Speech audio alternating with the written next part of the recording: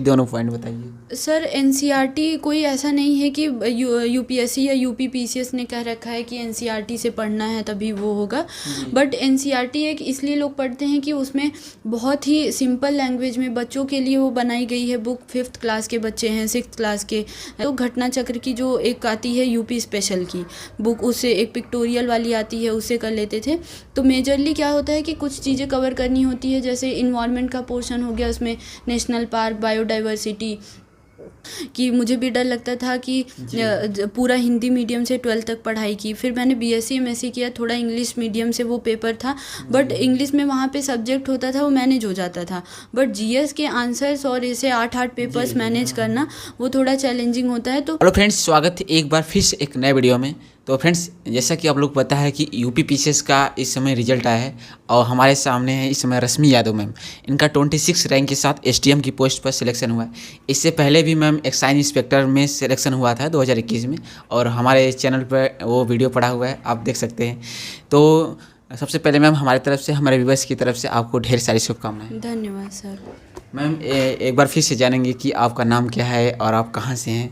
वैसे तो सर मेरा नाम रश्मि यादव है, मैं जौनपुर ज़िले से बिलोंग करती हूँ और मैंने अपनी एमएससी और बीएससी की पढ़ाई सर यूनिवर्सिटी ऑफ इलाहाबाद से कंप्लीट की है। एमएससी बॉटनी से किया है मैंने और बीएससी जूलॉजी केमिस्ट्री बॉटनी से। उसके बाद मैं प्रिपरेशन कर रही थी, 2019 से मैंने अटेम्प्ट देना शुरू किया। 19, 20, 21, 22 ये 4 अटेम्प्ट मैंने दिए पीसीएस में, और चारों बार मैंने मेंस लिखा, 2 बार मैंने इंटरव्यू दिया। पिछले बार मेरा एक्साइज इंस्पेक्टर पे सिलेक्शन हुआ था और इस बार एसडीएम में। जी मैम, इसमें सब अब जानेंगे कि आपका ऑप्शनल और मीडियम क्या रहा। सर मेरा ऑप्शनल बॉटनी था और मीडियम इंग्लिश मीडियम था। चारों मेंस मैंने इंग्लिश मीडियम से ही लिखा था सर। जी मैम, आपका एक्साइज इंस्पेक्टर बनने के बाद और आप एसडीएम भी बन गई, तो सबसे पहले फैमिली रिएक्शन क्या रहा रिजल्ट आने के बाद? फैमिली रिएक्शन तो सर काफ़ी अच्छा था। ये था कि ठीक है, पीसीएस में जो एक सबसे डिमांडिंग जॉब यही होती है पोस्ट, ये एसडीएम की ही, तो वो मिल जाने पर एक सेटिस्फेक्शन है कि अब स्टेट वाले एग्ज़ाम के साइकिल से बाहर हुए। जी सर। आप थोड़ा जानेंगे मैम, आपको एसडीएम फाइनली बन ही गए, तो आप आगे का प्लान क्या रहेगा यूपीएससी देने का?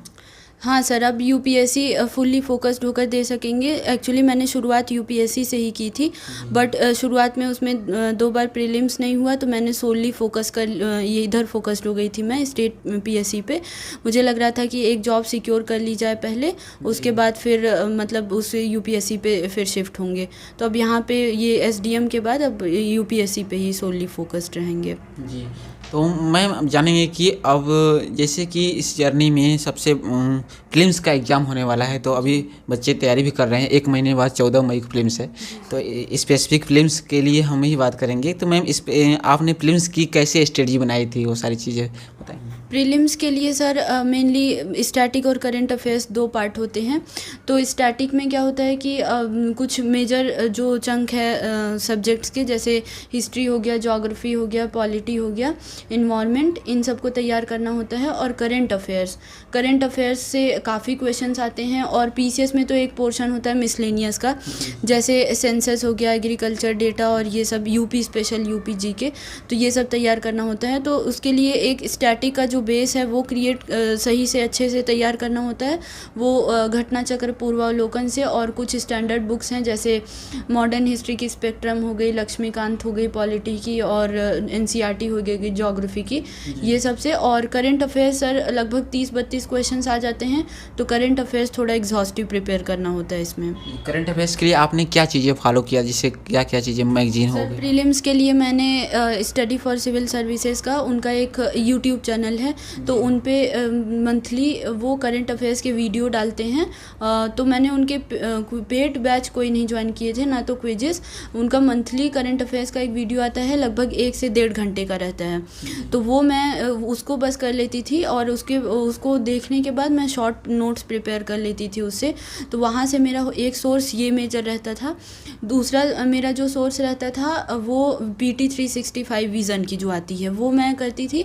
और उसके बाद आई दृष्टि मैं सर एक यूपीएससी हिंदी चैनल वाले करवाते थे, या तो उससे मैं कर लेती थी या फिर मैं ये बुक ले आकर अगर टाइम रहता था, क्योंकि ऑलरेडी मेरा सब कुछ कवर हो गया रहता था। बट आई दृष्टि एक बार मैं घटना चक्र वाली देख लेती थी कि कुछ छूटा ना हो। तो ये मेजर मेरे करंट अफेयर्स के सोर्स रहते थे सर। जी मैम, थोड़ा सा जैसे आपने बताया कि विजन आईएएस की, क्या ये जैसे हर मंथ कि आप लोग फॉलो किया था या फिर एनुअल जो आती है उसको? सर नहीं, हर मंथ वाली मैं नहीं फॉलो करती थी। एनुअली जो आती है पूरे साल की PT 365, उसको मैं फॉलो करती थी सर। जी, और थोड़ा सा जो यूपी स्पेशल के, इसके लिए आपने क्या फॉलो किया? यूपी स्पेशल के लिए सर उसका भी 2 पोर्शन है, यूपी स्टैटिक और यूपी जो करंट अफेयर्स है। तो यूपी करंट अफेयर्स के लिए मैं दृष्टि आईएएस की वेबसाइट से क्वेश्चन जो उनका वो कंपाइल करके देते हैं वो देख लेती थी। वो ऐसे ही हर महीने का 7-8 पेज का रहता था वो। और दृष्टि आईएएस वाले ही एक करवाते हैं, वीडियो बनाते हैं, लगभग आधे घंटे का रहता था, वो मैं कर लेती थी। और उसके बाद यूपी स्पेशल में यूपी स्टैटिक वाला पोर्शन जो रहता था कई जगह से सर, मैं जैसे कि 2 ये तो एक ACS से मैं कर लेती थी, स्टडी फॉर सिविल सर्विसेज से, और उसके बाद या तो घटना चक्र की जो एक आती है यूपी स्पेशल की बुक, उससे एक पिक्टोरियल वाली आती है, उससे कर लेते थे। तो मेजरली क्या होता है कि कुछ चीज़ें कवर करनी होती है, जैसे इन्वायरमेंट का पोर्शन हो गया, उसमें नेशनल पार्क, बायोडाइवर्सिटी और बायोस्फीयर रिज़र्व हो गया, टाइगर रिज़र्व हो गया, ये सब मेजर चीज़ें। और यूपी स्टैटिक में हिस्ट्री हो गया, ज्योग्राफी हो गया यूपी का, उसके बाद ये सब चीज़ें। और यूपी करंट में जो भी करंट में स्कीम्स चल रही हैं, जो भी बजट है, इकोनॉमिक सर्वे है, तो ये सब चीज़ें कर लेना होता है यूपी स्टैटिक और यूपी करंट, इसे हो जाता है। और एक बात और सर कि पिछले कुछ मतलब पिछले सालों में 2019 से लगभग यूपी के बहुत कम क्वेश्चंस आ रहे थे, लगभग 8-9 क्वेश्चंस आ रहे थे। बट इस बार हो सकता है कि यूपी का कुछ बढ़ाया जाए वेटेज, क्योंकि मेंस में यूपी स्पेशल का 2 पेपर ही जोड़ दिया गया है, तो इसलिए यूपी स्पेशल इस बार अच्छे से करके जाना चाहिए, मुझे लगता है। मैम, जैसा कि आपने बताया कि शॉर्ट नोट्स आप बनाती थी, तो शॉर्ट नोट्स बनाते समय जैसे किन किन चीज़ों का ध्यान रखती थी, जैसे ज़्यादा लेंदी ना हो, बड़ा ना हो, हर चीज़ें रिवाइज हो जाए?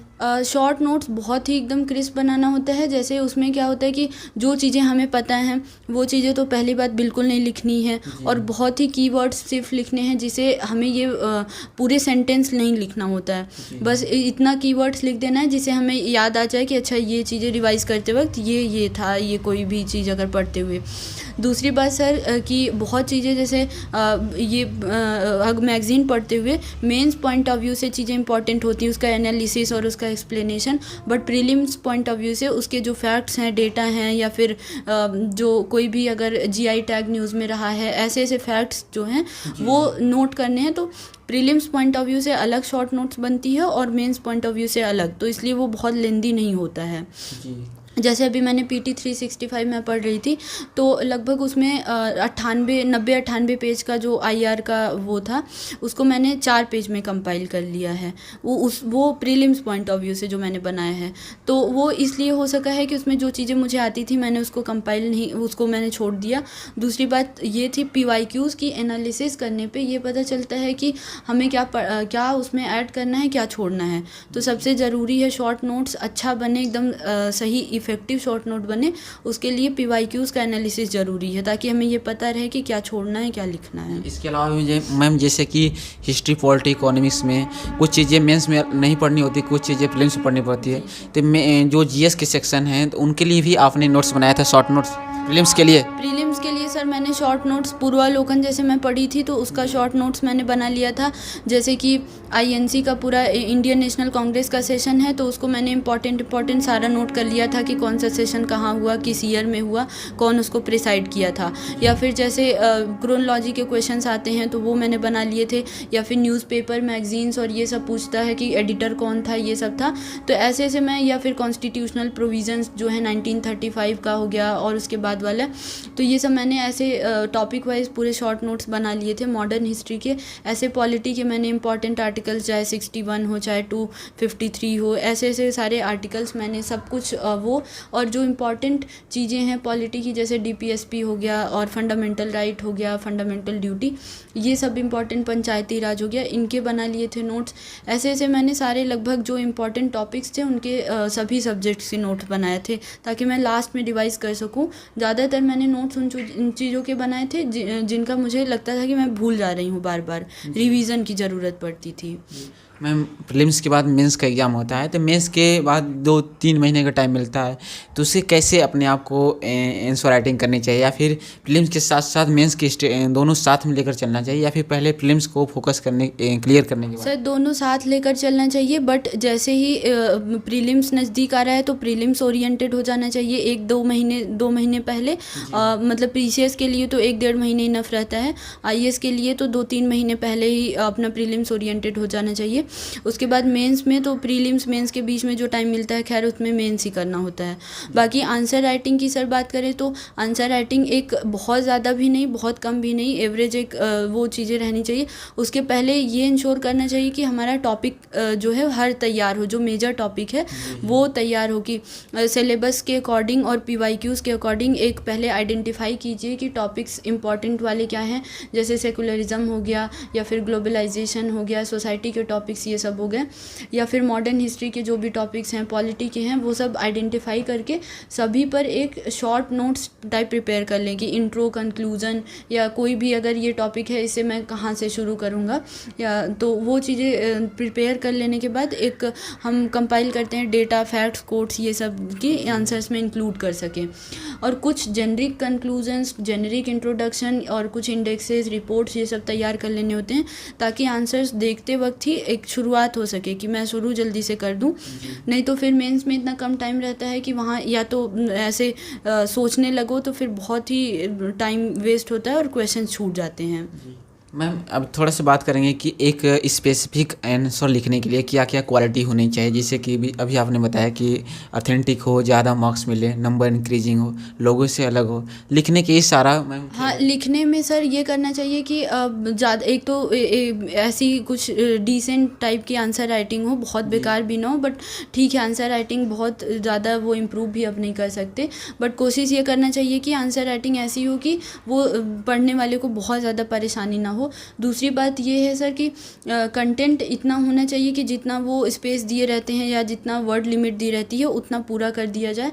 और तीसरी बात ये है कि सर जैसे उसमें कोई भी सारे क्वेश्चन जो 20 क्वेश्चंस आते हैं उसमें लगभग 10-12 क्वेश्चंस हमें एवरेज अटेम्प्ट कर देना चाहिए, एवरेज उसके साथ, ताकि ये रहे कि, और उसमें ये करना होता है कि उसके लिए ज़्यादा कुछ नहीं, उसके लिए ये है कि बस जो हम लोग प्रीलिम्स के लिए डेटा सब पढ़ते हैं, इंडेक्स, रिपोर्ट्स, कोट्स, ये सब पढ़ते ही हैं, इंडेक्सेस वगैरह, तो उसको सारा कुछ मेंस में यूज़ करना है। मेंस में जैसे हम लोग अभी ट्रांसपेरेंसी इंटरनेशनल का करप्शन परसेप्शन इंडेक्स पढ़ेंगे कि उसमें इंडिया की रैंक कितनी है, तो यही सेम चीज़ अगर कोई करप्शन का आता है मेंस में आंसर लिखने के लिए, चाहे वो एथिक्स में, चाहे पेपर सेकंड में या गवर्नेंस में, तो उसको मुझे वहाँ पे यूज़ करना है।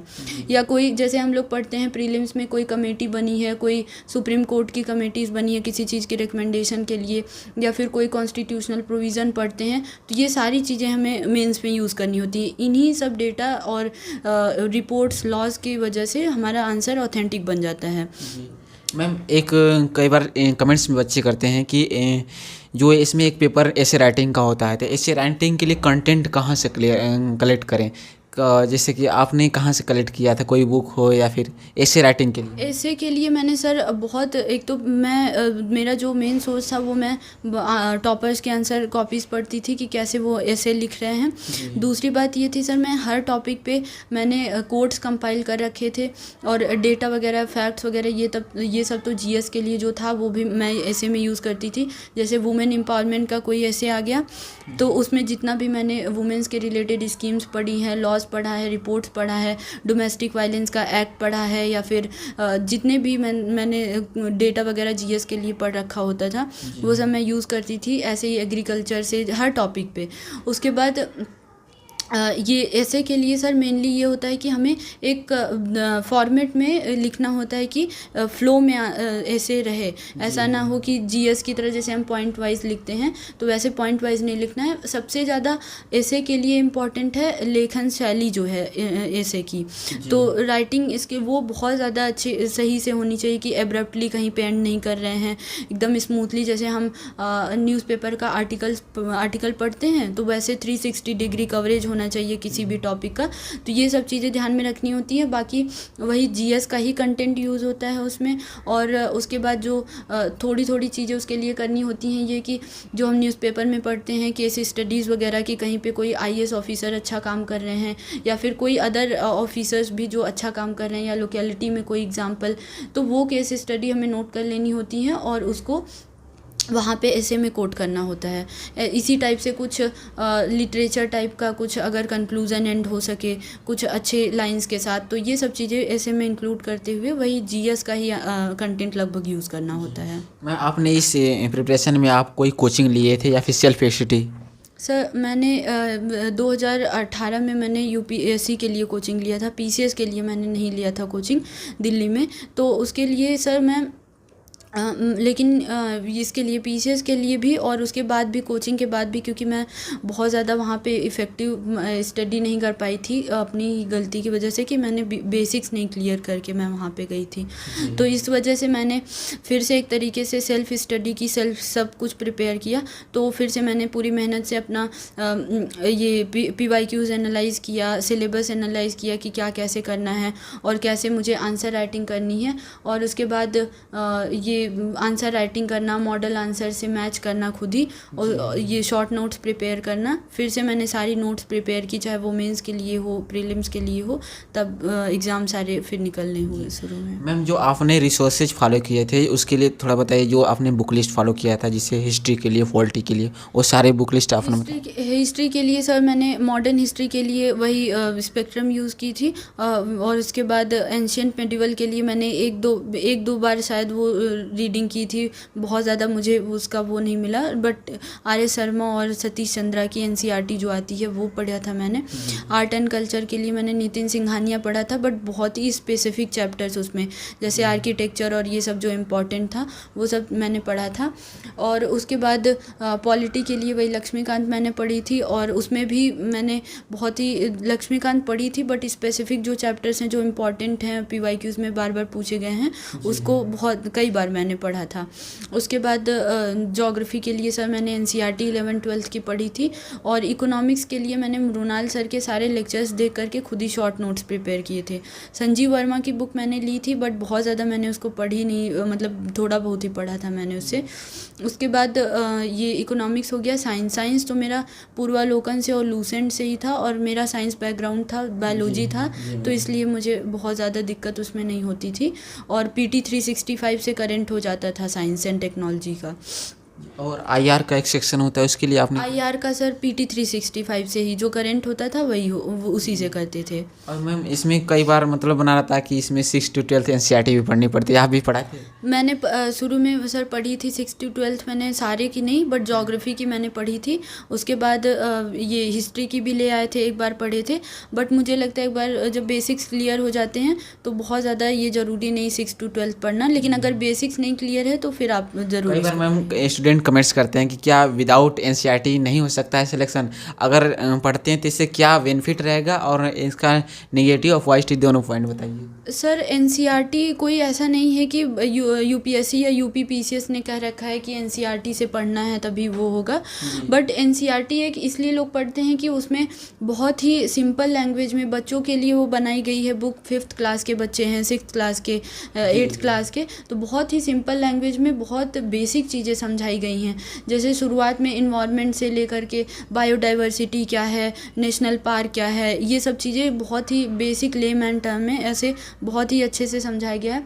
तो लोग उसको इसलिए पढ़ते हैं कि ताकि आपकी एक बेसिक जो अंडरस्टैंडिंग है वो डेवलप हो। लेकिन अगर जिसको पहले से ही नॉलेज है, जिसने जैसे आर्ट्स से पढ़ा है या अच्छे से पढ़ा है, तो उसको ज़रूरत नहीं है NCERT करने की। बट अगर नहीं बेसिक्स क्लियर है तो आप NCERT बेस फाउंडेशन के लिए वो बहुत सही चीज़ें हैं, बुक है।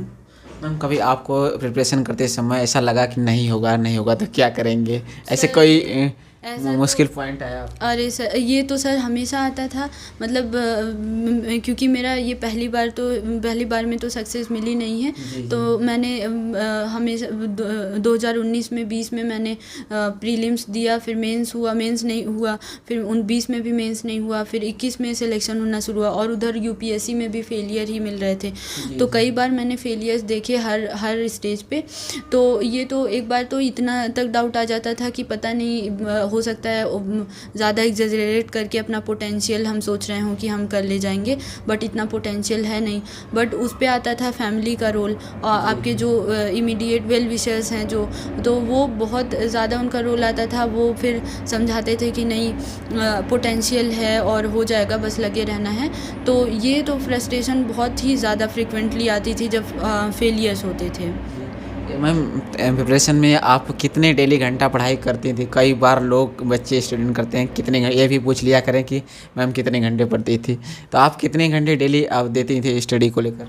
सर, घंटे के हिसाब से तो मैंने शायद ही प्रिपरेशन की, मैं शुरुआत में, हालांकि मैं वो टाइम टेबल मैं सच में घंटों के हिसाब से बनाती थी कि हाँ सर, कि मैं इतने घंटे पढ़ूंगी, और ऐसा शेड्यूल होता था कि 14 घंटे का बना लिए, 15 घंटे का, बट वो पता चलता था फॉलो 4 घंटे भी नहीं हो रहा है। तो एक जो फॉलो करने लायक टाइम टेबल बनाना चाहिए, इसमें मैं तो बहुत ज़्यादा खुद ही रहती थी कि मैं बना ली हूँ 15-20 घंटे का, बट वो हो नहीं पा रहा है 4-5 घंटे भी।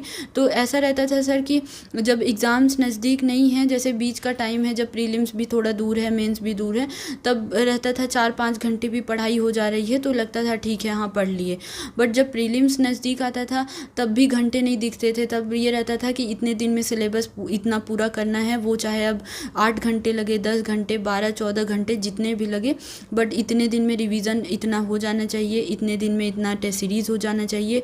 तो ये इस हिसाब से, घंटों के हिसाब से नहीं, वो शिफ्ट होता था इस हिसाब से कि एग्ज़ाम कितना दूर है, कितना पास है, और कितना सिलेबस बचा है ख़त्म करने को। तो उस हिसाब से पढ़ाई होती थी सर। कभी जैसे डिमोटिवेट होती हैं तो उसके लिए आप कैसे मतलब हैंडल करती थी या डाइवर्ट होती थी? डीमोटिवेट तो सर होते थे, उसके लिए मेरे पास एक दो ही मोटिवेशन का सोर्स था। एक तो मेरे पास कोई बी ऑप्शन नहीं था कि मैं ये छोड़ के जाऊंगी तो कहीं और चल जाऊंगी। मैंने सिंपल बीएससी एमएससी किया था, तो इसके बाद मेरे पास कोई टेक्निकल डिग्री नहीं थी कि मैं और प्राइवेट सेक्टर को ज्वाइन कर लूँगी। तो एक तो ये मोटिवेशन का सबसे बड़ा सोर्स था कि अब जो भी है यही करना है, इसी में निकलना है। उसके बाद दूसरा सोर्स था कि जो पेरेंट्स की एक्सपेक्टेशंस थी और लोगों की एक्सपेक्टेशंस थी कि मैं कुछ अच्छा करूँगी।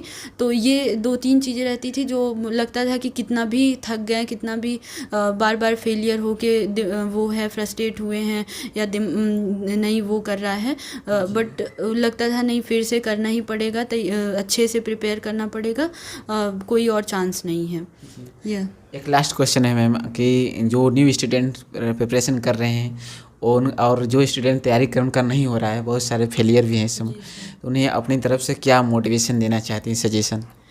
मोटिवेशन सर यही रहेगा कि मतलब अब मैं सच में मैं यूपी बोर्ड से और गांव से ही पढ़ी हूँ, वो भी मतलब इतने पिछड़े गांव में, बहुत ज़्यादा ऐसे जगह से जहाँ से हम लोग को 2 किलोमीटर पहले साइकिल से जाते थे, फिर उसके बाद 10 किलोमीटर बस से जाना होता था। तो मतलब और फिर 6वीं तक की पढ़ाई तो एकदम ही वहीं गाँव में हुई थी, प्राइमरी स्कूल और गवर्नमेंट कॉलेज में। बट जब शहर में जाना शुरू हुआ तो इतना दूर जाते थे, बट वहाँ से निकलने के बाद भी अभी वहाँ पे जाते हैं तो लोग बोलते हैं कि नाना मेरे बोलते हैं कि तुम यहाँ से पढ़ के इतने इस कोने से एरिया से यहाँ से पढ़ के वहाँ तक निकल गई। तो वहाँ से धीरे धीरे मैंने एक एक स्टेप शुरू किया कि पहले यूनिवर्सिटी में एडमिशन लेना था कि हाँ यूनिवर्सिटी में एडमिशन हो जाए, तो यहाँ से फिर उसके बाद यूनिवर्सिटी के बाद बीएससी किया, फिर एमएससी किया, फिर लगा कि नहीं सिविल सर्विसेज करना है। तो पहले तो शुरू में सही में लग रहा था कि पता नहीं मुझसे होगा, प्रीलिम्स भी निकलेगा कि नहीं, बट मैंने शुरुआत की और फिर उसमें एक एक चीज़ बिल्डअप करते गए कि प्रीलिम्स का पढ़ते गए, मेंस का करते गए। शुरुआत में यही सोच के डर लग जाता था कि यार मेंस पता नहीं उतना लिख पाएंगे कि नहीं, इतना लिखना होता है उसमें। और मेरा हिंदी मीडियम से था तो इंग्लिश मीडियम में ये सब पूरा जीएस का शिफ्ट करना, ये भी एक वो रहता था लिख पाएंगे कि नहीं। फिर मेंस का तो सोच लेते थे तो लगता था इंटरव्यू फेस कर पाएंगे कि नहीं, क्योंकि गांव से जो बच्चे पढ़ के आते हैं उनका एक अलग ही लेवल का ये प्रॉब्लम रहता है, कम्युनिकेशन स्किल ये सब चीज़ें नहीं रहती हैं, क्योंकि वो हेजिटेट करते हैं, उतना एक्सपोजर नहीं रहता है शहर के बच्चों जितना। तो कई ये सब चीज़ें हर्डल रहती हैं। बट मुझे लगता है कि अपनी पोटेंशियल को बहुत बिल्कुल कम करने की ज़रूरत नहीं है, सभी में पोटेंशियल होती है, बस उसको हार्नेस करने की ज़रूरत है और एक एक स्टेप आगे बढ़ते जाइए बिना डरे हुए कि हम कहाँ तक पहुँचेंगे। अपना फुल एफर्ट डालिए। एक बार पूरा एफर्ट डालने के बाद ऐसा होता है कि बीच में हम सोच लेते हैं कि नहीं मुझसे नहीं होगा, ये नहीं होगा।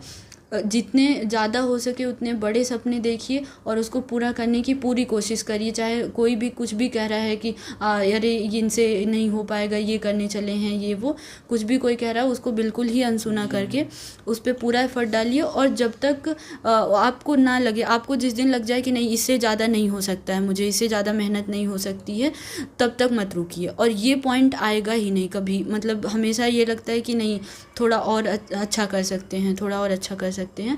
तो किसी भी चीज़ में, मैं नहीं कह रही हूँ कि सिविल सर्विसेज में, किसी भी चीज़ में आप अपना फुल एफर्ट डालिए और जितने ज़्यादा हो सके उतने बड़े सपने देखिए। जी मैम, एक क्वेश्चन अभी आपने बताया कि यूपी पीसीएस यूपी बोर्ड से पढ़ाई करके यहाँ इंग्लिश मीडियम से आपने एग्ज़ाम दिया, तो क्या क्या चीज़ें चैलेंजिंग फेस रही? और जो स्टूडेंट कहीं ना कहीं गांव एरिया से जो बिलोंग करते हैं तो कहीं बहुत ज़्यादा कंफ्यूज रहते हैं कि हम अपना मीडियम इंग्लिश लेंगे तो क्या क्या चीज़ें चैलेंजिंग फेस रहा? अगर उन्हें वो अपना मीडियम इंग्लिश लेना चाहते हैं तो क्या अपनी सजेशन देना चाहेंगे? सर मैंने एक चीज़ जो सबसे ज़्यादा, मैं भी इस फियर को बहुत ज़्यादा मैंने फेस किया कि मुझे भी डर लगता था कि पूरा हिंदी मीडियम से 12th तक पढ़ाई की, फिर मैंने बीएससी एमएससी किया, थोड़ा इंग्लिश मीडियम से वो पेपर था, बट इंग्लिश में वहाँ पे सब्जेक्ट होता था वो मैनेज हो जाता था। बट जीएस के आंसर्स और इसे 8 पेपर्स मैनेज करना वो थोड़ा चैलेंजिंग होता है। तो मैंने जो बहुत लोगों से यही क्वेश्चन सुने कि ये कैसे हिंदी मीडियम करें कि इंग्लिश, क्योंकि हम यूपी बोर्ड से जो हिंदी मीडियम से बच्चे हैं उनके पास एक अलग दुविधा होती है, ना हिंदी सही से आती, बहुत ज़्यादा अच्छे से लिख पा, बहुत ही एकदम क्लिष्ट वाली हिंदी जो होती है वो भी नहीं, उसमें भी नहीं परफेक्ट होते हैं, ना इंग्लिश में बहुत ज़्यादा, तो बीच वाली स्थिति में रहते हैं। तो लेकिन इंग्लिश मीडियम से मैंने सोचा कि यहाँ पे कंटेंट वगैरह की अवेलेबिलिटी है, बहुत ज़्यादा इधर उधर भटकना नहीं पड़ेगा, तो इसलिए मैंने ये ऑप्ट किया। और फिर धीरे धीरे वो प्रैक्टिस करते हुए, पढ़ते हुए, न्यूज़पेपर पढ़ रहे हैं और उसके बाद आंसर्स पढ़ रहे हैं, कंटेंट पढ़ रहे हैं, तो वो चीज़ें समझ में धीरे धीरे आने लगती हैं जब 1000, 2000, 3000 कीवर्ड्स दिमाग में बैठ जाते हैं। तो उससे डरने की ज़रूरत नहीं है। एक बार आप अगर डिसाइड कर लीजिए कि हाँ इंग्लिश मीडियम में ही देना है तो वो हो जाता है, प्रैक्टिस ही हो जाता है। उसके लिए बहुत ज़्यादा कोई हाई फाई इंग्लिश चाहिए भी नहीं होती है, बहुत एकदम सिंपल लैंग्वेज में कि इज़ एम आर की जगह ऐसे ही वॉज, बार, ये सब चीज़ें बस यूज़ करते हो, बस लोगों को समझ में आ जाए कि आप कहना क्या चाह रहे हैं, लिखना क्या चाह रहे हैं, उसमें बहुत ही हाई फाई की इंग्लिश ज़रूरत नहीं है। तो यही सेम चीज़ मेरे मामा थे 2012 बैच में, उन्होंने क्लियर किया था एसडीएम के पोस्ट पे, तो वो मेरा डर यही था बहुत ज़्यादा, बट उन्होंने ये क्लैरिफाई किया कि नहीं बहुत ज़्यादा हाई फाई नहीं, बहुत सिंपल ही चीज़ें और मैनेजेबल होती हैं। तो फिर मैंने सोचा कि मैं इसी से कंटिन्यू करूँगी और इजीली मैनेज होता गया वो प्रैक्टिस से। अच्छा, इंटरव्यू में अपना मीडियम क्या रखा था? इंटरव्यू में मैंने सर हिंदी ही रखा था, हिंदी मीडियम। और वैसे भी पीसीएस में सर यहाँ पे तो हिंदी ही लगभग 90%, क्योंकि जो बोर्ड मेंबर्स हैं वो भी आपसे ये एक्सपेक्ट करते हैं कि आप हिंदी में फ्लुएंट हो, क्योंकि आप यूपी में सर्विस करेंगे, उत्तर प्रदेश में जो हिंदी भाषी क्षेत्र है, तो वहाँ पे वो चीज़ें रहती हैं। बट इंग्लिश मीडियम से ही भी हैं जो लोग रहते हैं तो उनका भी मिक्स हो जाता है, वो इंग्लिश मीडियम भले ऑप्ट करते हैं बट बोर्ड मेंबर्स बाद में आके हिंदी में ही पूछने लगते हैं। तो यहाँ से आप इससे ये अपेक्षा की जाती है कि आप हिंदी अच्छे से जानते रहें, इसलिए मेंस में भी हिंदी का एक पेपर होता है और वो 150 का होता है, उसमें मार्क्स जुड़ते हैं। तो जो इंग्लिश मीडियम वाले बच्चे हैं या फिर जो सोली यूपीएससी वाले बच्चे हैं तो हिंदी के पेपर में ही उनका ज़्यादा ख़राब होता है, क्योंकि हिंदी पे नहीं ध्यान देते हैं। तो थैंक यू मैम हमारे व्यूअर्स को आप सजेशन देने के लिए। Thank you sir, thank you. तो फ्रेंड्स वो सारी चीज़ें प्रीलिम्स हो, मेंस हो, इंटरव्यू हो, और मैम यूपी बोर्ड से काफ़ी गांव एरिया से बिलोंग करती हैं और यहाँ तक STM फाइनली आज इनका सिलेक्शन भी हो गया। तो वो सारी चीज़ें इस इंटरव्यू में कवर किया गया है, एक एक कीवर्ड से लेकर हर एक छोटी छोटी चीज़ें को। तो आई होप कि यह वीडियो आपको पसंद आएगा।